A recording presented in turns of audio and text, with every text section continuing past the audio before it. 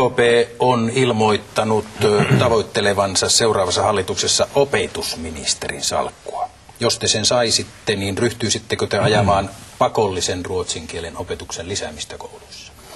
No, tätä salkunjakoleikkiä tietysti tulee joskus lähinnä myös muiden toimesta harrastettua palstoilla. Itse en nyt enää siihen lähde mukaan. Tämä oli teidän oma No, sitä lypsettiin minulta ulos ja sitten sen jälkeen sanottiin, että minä vaadin sitä itselleni, joka tietysti oli aika hassu toteamus. Opetusministeriön tehtäväkenttä ylipäätään ja opetusministerin salkku on totta kai yksi hyvin monesta mielenkiintoisesta haasteesta, mitä poliitikolle voi tulla eteen, jos hän ylipäätään näihin piireihin pääsee. Mutta olennaista tässä on nyt tämä kysymyksen osa, että ryhtyisittekö ajamaan pakollisen ruotsin opetuksen lisäämistä? Mä oon kollegoitteni kanssa muissa puolueissa, siis suomenruotsalaisten toimijoiden kanssa muissa puolueissa testannut tämän idean syksyllä, että onko valmiutta enää palauttaa ruotsin kielen, siis pakollinen toinen kotimainen, niin kuin virallisesti sanotaan ylioppilaskirjoituksissa, ja vastaus oli siinä piirissä ainakin kielteinen, joten täytyy nyt varmaan jatkossa sitten paneutua siihen, että tehtäisiin ruotsin kielen opetuksesta entistäkin houkuttelevampi ja mielenkiintoisempi koulussa, nimenomaan koulussa, ja siihen löytyy sitten erilaisia ajatuksia ja mahdollisuuksia. No, se tuntuu, että te nyt liukastelette, koska kielimanifestissanne te vaaditte, että undervisningen i finska skolor bör göras intressantare och läggas in tidigare. Kyllä. Tämä on ruotsi, mutta ymmärsin, että aikaisemmin täytyy ryhtyä pieniä lapsia opettamaan. Tämä merkitsee lisäämistä. Niin. Kuten totesin, niin löytyy erilaisia ajatuksia ja mahdollisuuksia.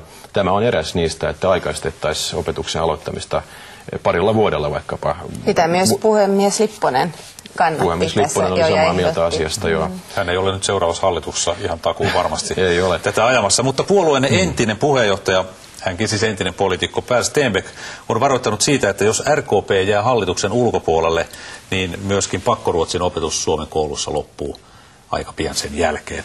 Oletteko te hallituksessa pakkoruotsin takuumies? No, tämä käsite pakkoruotsi on mielestäni erittäin harhaanjohtava, koska... No, se on ainoa kieli, jota Suomen koulussa on pakko. Mutta miksi ei puhuta pakkotelinevoimistelusta tai pakkogeometriasta tai pakkogenetiikasta?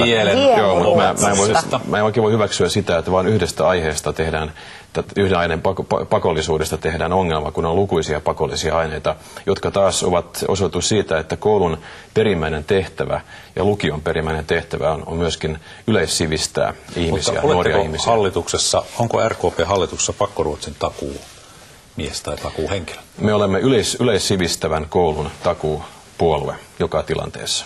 Ja siihen kuuluu myöskin hyvä kielitaito, mutta paljon muutakin. Lähtisittekö hallituksesta, jos toiset puolueet ajaisivat läpi sen, että pakkoruotsin opettaminen lopetettaisiin? Siinä on niin monta jos-sanaa, että en kyllä oikein tuommoiseen spekulatiiviseen keskusteluun lähde mukaan. Lähdemme siitä, että kaikki vastuulliset puolueet Suomessa haluavat ylläpitää yleissivistävää koulua, ja en ole vielä ainakaan nähnyt merkkejä siitä, että puolueet olisivat joku toisella asialla. Mikaela Nylander, muistatteko, mitkä olivat ne äänestysnumerot eduskunnassa, kun ylioppilasruotsin pakollisuus poistui?